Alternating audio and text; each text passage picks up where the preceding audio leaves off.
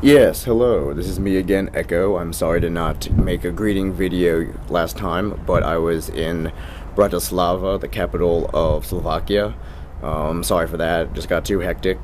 To make a video about that though, so hope you enjoy it. It's not that long, a couple different things here and there. At the end, there's, I guess you can say an instrumental piece about, well, not exactly like the culture or history, but it's more of people come in from Vienna, which is where I'm reporting at from right now, and a little bit the sun is rising, so I'd like to go ahead and record that. Anyways, it's a woman singing in... Okay, I'm sorry, I'm just looking at the seagulls, because earlier I fed them. And the swan's right down there.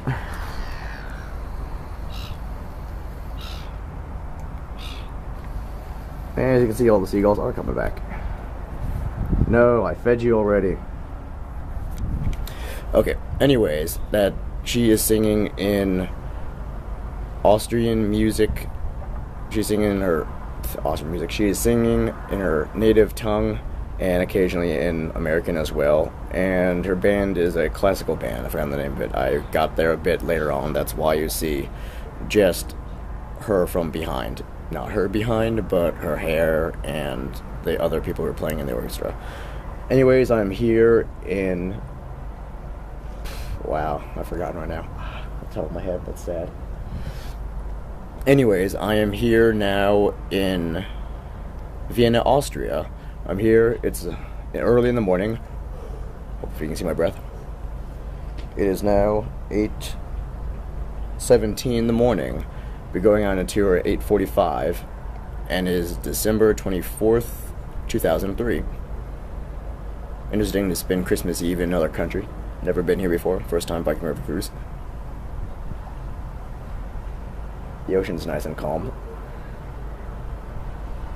City looks nice over there.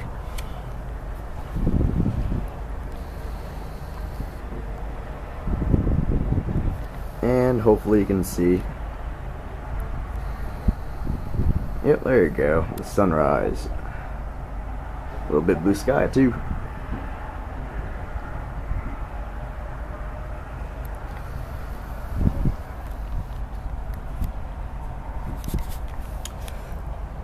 Well, I'm getting kind of cold out here, and the one thing I do not want is I do not want to get sick on this trip. So I'm going to go back inside, warm up, and I'll see you all again later here in Austria, in Vienna, Austria. Bye for now. Yeah, bye for now.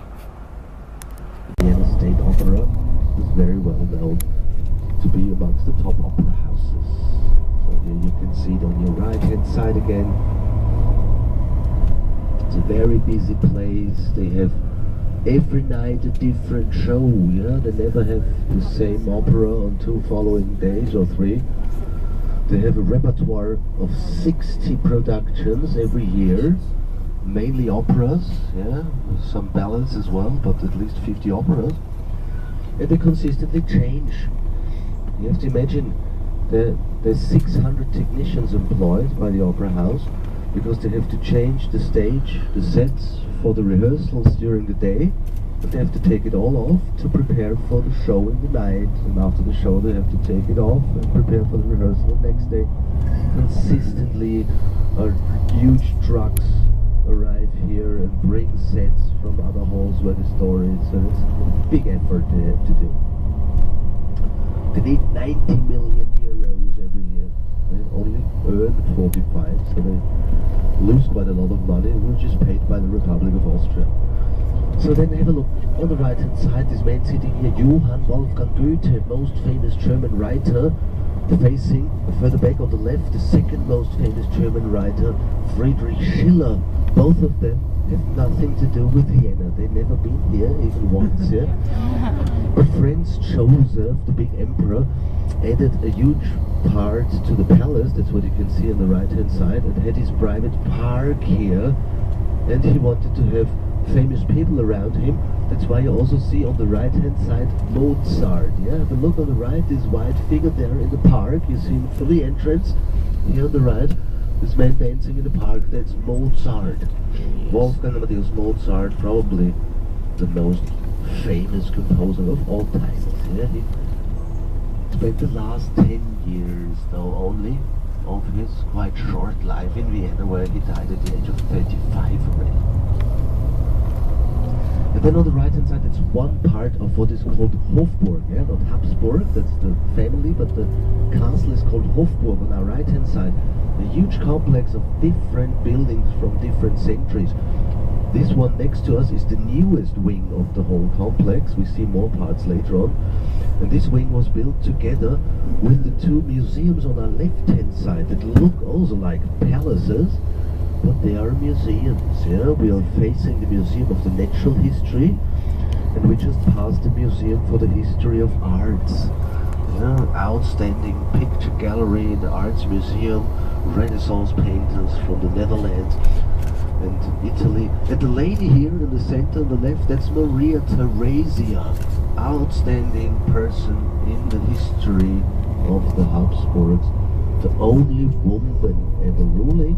So if you go to Schönbrunn Palace, by the way, this afternoon, you will see and hear a lot more about Maria Theresia, as she was the lady who built the palace there for her big family. Yeah? Maria Theresia was the great. We have a new government. Just last week, a new government was formed. There was elections in summertime, yeah, every 5 years, elections, and it took them 2 months or till last week to form a new government, which is the same as we had before. Yeah? Nothing changed, but all the money they looked for was wasted with the elections, and we have the same government again. Took them a long time to find it out, when nothing happened, yeah, for several months. And then on the right hand side, you find in the neo-Baroque style our theater, the court theater, today Burgtheater, the national theater, most important theater in Austria, very well known all over German-speaking world. And this is facing, have a look on the left, you see a building that looks like a church, but that is our town hall, our city hall in the neo-Gothic style. That's why it looks like a church, it's a Gothic style imitated. And that's the big Christkindlmarkt, which is our Christmas market, yeah? Christmas market, the biggest one, and I will show it just a bit further.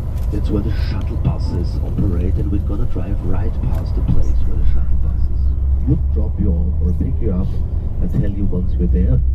Yeah, but now we see a famous coffee house. If you're at the Christmas market, you could cross the road and go here into this coffee house, Café Landmann, one of many traditional coffee houses. This very same one, especially well known for the fact that the famous doctor Sigmund Freud was a permanent client here.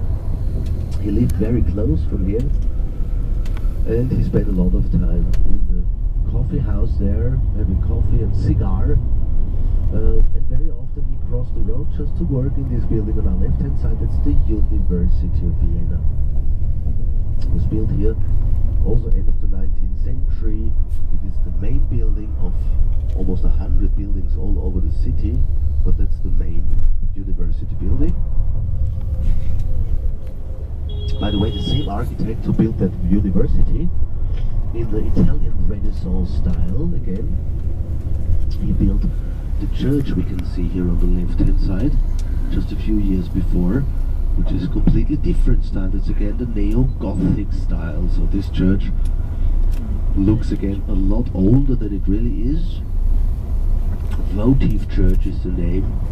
It was built in the 1850s, yeah, but it looks like it's actually a copy of the French Gothic cathedral style, like a building you would find in Paris from the 12 or 1300s. Yeah, there you see it in front of us again. Votive Church.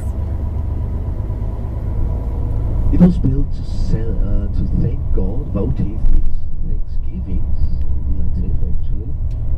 But this church was built to thank God that an assassination attempt on the young Emperor Franz Joseph once had failed.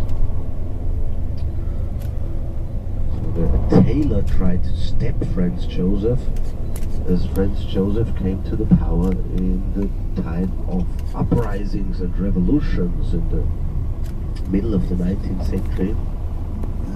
But this tailor failed and just Well, hello there. It's me, Echo.